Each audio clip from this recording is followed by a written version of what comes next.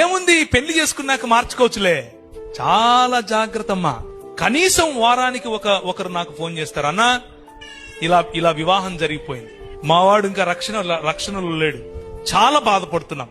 ముఖ్యంగా సహోదరులకు చెప్తున్నా, take a stand my sister. అవతలి వ్యక్తి యేసు ప్రభువును నమ్మి రక్షింపబడినటువంటి విశ్వాసి అయితే తప్ప మీ జీవితాల్లో వారిని అనుమతించకండి. మీ పెద్దల ప్రెషర్ అయినా సరే, మీ కులం యొక్క ప్రెషర్ అయినా సరే వారితో మాట్లాడండి, కానీ ఇలాంటి దేవుని వాక్య విరోధమైనటువంటి వాటిని మీ జీవితంలో అనుమతించకండి. Same thing with young boys, యవనులు. చాలా సార్లు ఈ ఉదాహరణ చెప్తూ ఉంటాను. మిద్దెకి ఒక ఆయన తాడేసాడంట కిందోడికి.